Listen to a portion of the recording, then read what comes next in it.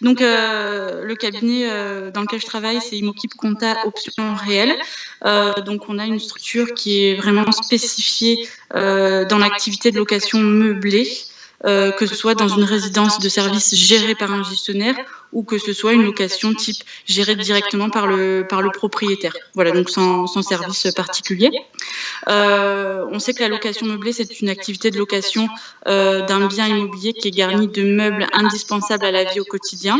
Et on est basé dans plusieurs villes de France. Et on s'est spécialisé là-dedans parce qu'effectivement, il y avait une forte demande en fait à ce niveau-là. C'est une activité qui fiscalement génère beaucoup de questions aussi. Donc on va les voir après ensemble et on va tenter on a toutes les réponses à ces questions.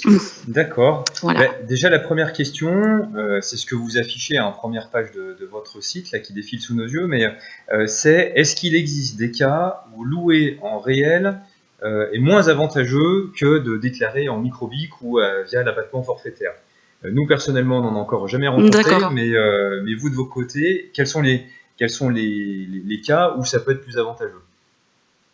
Alors, ce qu'il faut savoir effectivement, c'est que les recettes locatives perçues au titre de l'activité d'une location meublée sont imposables dans la catégorie des revenus BIC, donc à la différence de la location nue, qui sont imposables dans la catégorie des revenus fonciers, car elle est considérée fiscalement comme une activité commerciale. Donc, la catégorie BIC connaît deux régimes d'imposition. Effectivement, comme vous l'avez souligné, le régime micro-BIC, dit forfaitaire, où il suffit de déclarer les loyers perçus sur sa déclaration de revenus personnels. L'administration fiscale appliquera donc un abattement forfaitaire de 50% destiné à couvrir les charges et le contribuable sera donc imposé sur un bénéfice de 50% de ses revenus, quoi qu'il arrive. Ou bien on a effectivement le régime du réel qui est obligatoire à partir d'un certain seuil de recettes annuelles qui est de 32 900 € par an, ou alors en deçà sur option, pour lequel il est nécessaire d'établir donc une déclaration de résultat annuel que nous établissons nous pour le contribuable, dans laquelle effectivement nous pourrons déduire des loyers toutes les charges qui sont réellement payées, donc les charges d'entretien, les charges locatives, les intérêts, les quittances d'assurance, la taxe foncière. Mais en plus de ces charges payées, une charge calculée d'amortissement sur le prix du bien, qui permet donc de neutraliser dans la plupart des cas la totalité des recettes imposables. Et donc le contribuable ne paiera pas d'impôt sur les recettes. Donc il existe très peu de cas, effectivement, où l'option pour le régime du réel n'est pas avantageuse. Ça va être essentiellement le cas de location type saisonnière ou meublé de tourisme de courte durée en fait, pour des clients qui sont de passage en fait, donc qui louent à la nuitée ou au mois. Effectivement, comptablement et fiscalement, dans certains cas, l'option pour le réel ne sera pas avantageuse. Dans le cas où on opte pour l'abattement supplémentaire de 71%, voire 87%, là, comme c'est prévu dans le projet de loi, si on a un label particulier, c'est ça? Oui, tout à fait. Le meublé de tourisme donc, est destiné à la location pour des clients de passage. L'intérêt d'obtenir ces labels, c'est déjà de bénéficier d'un abattement forfaitaire majoré à 71% des recettes locatives dans le régime forfaitaire, mais il est aussi un outil de commercialisation pour le loueur. Voilà. Avec le label, en disant un label de qualité en fait. Voilà, exactement. Et donc cet abattement forfaitaire de 71%, dans ce cas-là, est plus avantageux éventuellement que l'option pour le réel, puisqu'il vous permet de déduire un abattement de 71% de vos loyers imposables. Donc ça, c'est dans les cas où effectivement on loue en saisonnier, qu'on a des revenus qui sont très importants par rapport à des revenus classiques, et où on n'a pas des murs avec une valeur suffisante pour pouvoir amortir complètement les revenus. Exactement. Et le statut LMP, donc le loueur meublé professionnel, est-ce qu'il est intéressant au final, vu qu'il a été pas mal raboté ces dernières années, qu'on est obligé donc de cotiser au RSI, finalement, est-ce qu'il n'y a pas juste un intérêt lié à l'ISF, ou est-ce qu'il y a d'autres intérêts encore à passer en professionnel? D'accord. Donc, effectivement, le régime du LMP suppose de remplir 3 conditions cumulatives, donc ça restera un peu le champ, mais à savoir qu'il faut percevoir à minima 23 000 € de recettes sur l'année, que ces recettes doivent être supérieures aux autres revenus du foyer fiscal, donc c'est l'activité un petit peu principale du foyer, et qu'un membre au moins du foyer fiscal est inscrit au RCS en tant que loueur en meublé professionnel.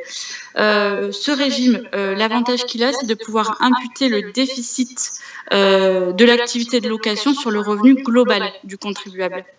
Donc c'est le principal intérêt en fait de ce régime, puisque quand on est non professionnel, le déficit ne s'impute pas au revenu global, mais est reportable pendant 10 ans sur les bénéfices futurs de la même activité. Voilà, donc ça c'est le principal intérêt. Par contre, effectivement, il suppose de cotiser au régime social des travailleurs indépendants et il suppose également de passer au régime des plus-values des professionnels dans le cadre d'une revente du bien immobilier, voilà, et plus des plus-values des particuliers. Donc l'un dans l'autre, ça dépend vraiment du dossier, de l'objectif du contribuable. Est-ce qu'effectivement il souhaite bénéficier d'une couverture sociale et d'imputer le déficit parce qu'il prévoit un gros déficit donc sur son revenu global, ou voilà, c'est vraiment au cas par cas. Mais c'est vrai qu'on en voit de moins en moins. Parce qu'au niveau, quand vous dites la plus-value professionnelle, en fait, est-ce que je me trompe si j'assimile ça, disons que vous achetez un bien, Oui. donc on est en LNP, donc en Oui. professionnel, donc on amortit le bien, et donc disons qu'on l'amortit sur 20 ans, on part de ce principe-là. Donc dans 20 ans, je veux revendre mon bien, donc ça veut dire que je vais payer la plus-value sur la totalité de la valeur du bien parce qu'il est amorti, c'est bien ça? Oui. Donc du coup, l'économie d'impôt qu'on aura pu faire au fur et à mesure des années, elle risque quand même bien fortement, si l'immobilier s'est stabilisé ou a monté, d'être complètement gommée par cette imposition sur la plus-value, quoi, si on en reste dans l'état actuel. C'est exact, exact. Donc voilà, après c'est vrai que ça a des avantages, ça a des points plutôt négatifs. Donc c'est un statut qui vraiment se réfléchit en fait à la base. D'accord, ouais, c'est à voir dans une stratégie globale, vraiment. C'est exact. Et voilà, sinon, exactement. il faut rester en loueur meublé non professionnel. Exactement.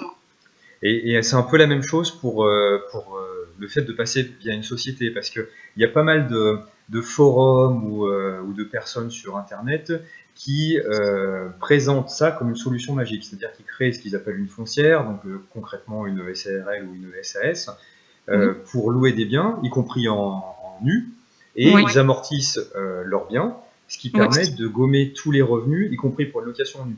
Mais le problème, c'est la même chose, c'est que quand ils vont revendre leurs biens, ils vont être imposés sur la totalité du bien pour la plus-value. Voilà, exactement. C'est vrai qu'en général, l'activité de loueur en meublé non professionnel ou professionnel ne nécessite pas la création d'une personne morale. Le contribuable acquiert directement son bien, il est immatriculé en son nom propre, donc comme une entreprise individuelle, par le biais d'un simple formulaire. C'est principalement dans l'optique de transmission future du patrimoine que certains contribuables se tournent vers la constitution d'une SARL de famille éventuellement, qui est transparente fiscalement, donc avec l'option pour l'imposition à l'IR des revenus des associés. Mais c'est uniquement dans ce cadre-là qu'effectivement la constitution d'une personnalité morale se justifie en fait. D'accord. Et est-ce qu'il vaut mieux prendre une SARL ou une SAS? Parce que dans le cas de la SAS, on aura le statut de salarié, donc pas de cotisation au RSI, qui sont quand même des charges qui sont un petit peu monstrueuses. Et c'est pas le cas dans le cas d'une SARL. Qu'est-ce que vous conseillez, vous, en général, comme structure juridique? Alors, on n'est pas habilité, si vous voulez, à conseiller une structure juridique, mais ce qu'on voit beaucoup, c'est principalement la SARL. Pourquoi? Parce qu'elle peut opter à l'impôt pour l'imposition à l'IR et donc conserver cette transparence fiscale qui est un avantage dans ce type d'activité. Et donc, c'est principalement cette structure qu'on voit et qu'on pratique, nous, dans notre cabinet. D'accord. Et donc après, il y a un cas particulier qui nous a été soulevé, c'est le cas d'un fonctionnaire. Donc un fonctionnaire ne peut pas cumuler le fait de gérer une société, enfin en tant qu'actionnaire, oui, mais pas en tant que gérant ou président. Et donc du coup, le fait de posséder des biens meublés en nom propre, même s'il est immatriculé, ça c'est compatible avec les activités d'un fonctionnaire. Ah, tout à fait, exactement. Oui, c'est exact. Même pour la location en saisonnier, louer un gîte. C'est exact. D'accord, d'accord. Bon, au moins c'est clair. Je voulais savoir aussi si vous avez des astuces, entre guillemets, hein, ou Oui. des choses auxquelles on pense pas forcément pour optimiser la déclaration de ces revenus quand on opte pour le réel en location meublée. Moi, je D'accord. passe notamment à la part du foncier, à la durée d'amortissement, aux frais de déplacement, les choses comme ça. Et vous avez sûrement des choses que les gens oublient peut-être de déclarer ou d'optimiser et qui seraient les bienvenues. Donc, je vais vous entendre là-dessus. D'accord. Donc effectivement, donc nous on travaille avec des avocats fiscalistes. Donc on a mis en place une répartition du prix de l'actif par composant auxquels sont associées des durées d'amortissement permettant d'optimiser la fiscalité du LMNP. Donc la part du foncier pour répondre aux obligations légales et fiscales en général, elle sera de 15% du prix de l'actif. Donc c'est effectivement non amortissable. Et ça, vous le faites varier en fonction du bien, c'est-à-dire que si c'est un immeuble, si vous avez un appart dans un immeuble de 15 étages, peut-être que la part du foncier elle sera moins importante que si on loue une maison avec un jardin, non? Exactement, mais a fortiori, légalement, on est obligé donc de constater quand même une quote-part de foncier. Et lorsque dans l'acte notarié ou dans le compromis, elle n'est pas définie, par défaut, il est pris une valeur de 15%. Après, effectivement, au cas par cas, en fonction du dossier, il est possible de faire varier cette quote-part sur justificatif, bien entendu, et puis sur demande du contribuable. Tout à fait. L'argumentant. D'accord. Après, bien penser aux frais d'acquisition aussi. C'est vrai qu'on n'y pense pas forcément, mais les frais d'acquisition, l'année de l'acquisition sont des charges déductibles en totalité, ou alors peuvent s'ajouter au prix de l'investissement et donc être amortis sur la même durée que le bien acquis. D'accord. Et après, concernant les frais, en cas d'option pour le régime du réel, effectivement, tous les frais peuvent faire l'objet d'une déduction s'ils sont justifiés. Donc, effectivement, tout ce qui est frais de déplacement, frais d'affranchissement, tous les frais qui vont être justifiés et dépensés dans l'intérêt de cette activité de location meublée peuvent être intégrés dans la déclaration et déduits des recettes imposables. D'accord. Et peut-être deux éléments subsidiaires par rapport à ces frais. Il y a deux choses. Les frais de déplacement, donc si je ne me trompe pas, c'est pas le barème kilométrique classique qui doit être pris en compte, c'est le barème essence, c'est ça? C'est exact. Qui est beaucoup moins intéressant du coup. C'est exact. Et concernant les frais de ménage, est-ce qu'on peut, si on utilise, entre guillemets utiliser, hein, mais une personne qui fait le ménage pour nous et qu'on lui verse un salaire ou qu'on le paye en ticket CESU, est-ce qu'on peut le déduire ça? Tout à fait, oui, oui. D'accord. Parce que c'est pas forcément, tous vos confrères sont pas forcément sur la même longueur d'onde. Certains disent qu'il faut absolument passer par une société pour pouvoir déduire, c'est-à-dire une société constituée pas une personne qu'on puisse payer directement en CESU. D'accord. Non, après toutes les charges qui se justifient, voilà, sont bien déductibles. Effectivement, il est nécessaire d'avoir une facture. Donc après, c'est à voir avec le prestataire, qu'il soit personne physique ou personne morale, éventuellement d'établir une facture ou une quittance qui indique clairement, voilà, que cette prestation a été effectuée au lieu du bien et pour le contribuable propriétaire de cet investissement. D'accord. Ok. Donc dans tous les cas, évidemment, une facture et on peut le déduire. Ok, parfait. Tout à fait. Maintenant, je voulais rentrer un peu dans le vif du sujet qui est débattu en ce moment. C'est donc le fameux projet de loi de finances, qui est plus vraiment un projet maintenant. Donc, est-ce que vous pouvez nous résumer un petit peu les différentes dispositions qui vont être appliquées, nous dire si c'est sûr ou pas, et quels sont les éléments qui peuvent encore changer?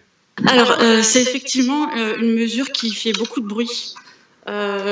Cet assujettissement aux cotisations sociales des personnes qui font de la location saisonnière, donc pour des clients de passage, mais qui est régulière.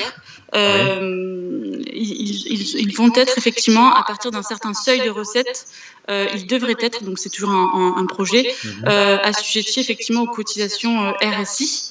Après, le projet de loi prévoit ce seuil de 23 000 € annuels par contribuable. Il prévoit également que pour éviter l'obligation de s'immatriculer en tant qu'auto-entrepreneur pour effectivement bénéficier, et être affilié au RSI, il prévoit que le contribuable pourra directement régler les cotisations à son régime de sécurité sociale, donc le régime général en général. Et du coup, effectivement, ça a fait couler beaucoup d'encre. Et c'est toujours un projet de loi. On le suit, évidemment, et on attend plus de précisions dans le futur pour pouvoir effectivement répondre au mieux aux questions des contribuables.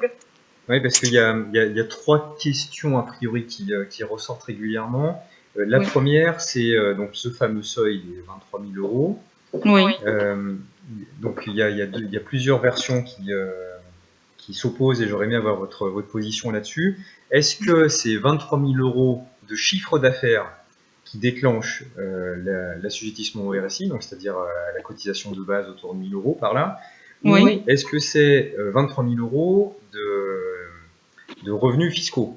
Parce que ça change pas mal de choses quand même. Oui. A priori, ce serait 23 000 euros de recettes, de loyer en fait. De loyer. Donc quelqu'un qui loue, mais qui au final est en négatif à cause de ses charges, de ses crédits, etc., il aura quand même le forfait de base de RSI à payer. Tout à fait. D'accord. Donc 23 000 euros. Et après, quelqu'un qui est déjà salarié et dont la majeure partie de ses revenus est salarié et la mineure partie en meublé ou en saisonnier, lui, il pourra a priori rester dans les cotisations sociales classiques, qui sont à 15,5% actuellement. Exactement. D'accord, donc il aura un choix à faire à ce moment-là. Exactement. Parce que est-ce qu'il n'y a pas un risque de censure par le Conseil constitutionnel, dans le sens où donc le RSI viendra remplacer les cotisations sociales de 15,5% classiques. Oui. Donc pour quelqu'un qui est imposé par exemple à 41% en tranche marginale d'imposition, il va se retrouver à payer 100% d'imposition sur ses loyers. Oui. Donc c'est confiscatoire. Oui, exactement. C'est pour ça qu'il n'y a pas, si vous voulez, il y a vraiment, c'est pas précis. Le projet de loi n'est pas précis encore à ce jour. Et à part ce fameux seuil de 23 000 euros de loyer et la possibilité éventuellement de régler les cotisations directement auprès de son organisme de sécurité sociale, on n'en sait pas beaucoup plus encore. Ouais, parce que ça résulte vraiment d'une mécompréhension totale du système de l'allocation meublée. Oui. C'est pour ça que beaucoup défendent l'idée d'une refonte totale de ce statut. Bon, après, c'est vrai que c'est un statut qui fiscalement est très avantageux. La location meublée, ça reste une activité qui, de nos jours encore, est très avantageuse fiscalement. Donc, à voir si c'est nécessaire ou pas, si c'est bénéfique ou pas. Pour l'instant, on est un peu sur la réserve. On attend un petit peu de voir la loi finale, définitive. Parce que du coup, si ça reste en l'état, c'est sûr que quelqu'un qui est fortement imposé sur son revenu, il a intérêt à ne plus louer dès qu'il va s'approcher des 23 000 euros, parce que sinon, il va donner tous ses loyers en impôts et il paiera encore les charges par-dessus. Exactement. D'accord. Ok. Très bien. Je ne sais pas si vous avez des éléments à rajouter, des conseils que vous auriez aimé donner. Non, pas vraiment à ce stade-là. C'est vrai que nous, on est spécialisé dans la location longue durée qui permet effectivement d'inscrire à l'actif le bien et de déduire la totalité des charges. Après, à côté, il y a effectivement cette activité de location saisonnière. Il faut bien distinguer la location saisonnière avec conservation de la jouissance du bien hors location ou sans conservation de la jouissance du bien par le propriétaire. Qu'est-ce que ça change fiscalement que le propriétaire garde la jouissance du bien ou pas ? Alors, fiscalement, lorsqu'on établit une déclaration de résultat, s'il conserve la jouissance du bien pendant les périodes qui ne sont pas louées, on va être obligé d'enregistrer un loyer fictif. D'accord. Voilà. Ok. Donc, pour justifier effectivement d'une déduction totale des charges, on enregistrera. Voilà. Après, ça dépend bien sûr des biens, si c'est à caractère, s'ils sont dans des situations qui ont vraiment, qui sont touristiques. Donc, s'ils se conservent la jouissance du bien hors période touristique, effectivement, ce sera un loyer minoré. alors que si effectivement il a la jouissance d'un bien qui n'est pas dans une situation géographique touristique, ça sera un loyer classique qu'on devra enregistrer, qui correspondra à la période d'usage privé du bien par le propriétaire. D'accord. Et par contre, si le propriétaire n'utilise pas le bien, mais qu'il n'est pas loué parce que il n'est pas rempli, ou tout simplement que le propriétaire il veut juste le louer un minimum pour amortir ses frais, Oui. ça pose pas de problème. Pas de problème, exactement. Voilà, si le bien est en travaux, si le bien est vacant, tout simplement, sans disposition privée du bien, effectivement, ça ne pose pas de souci. D'accord, ok.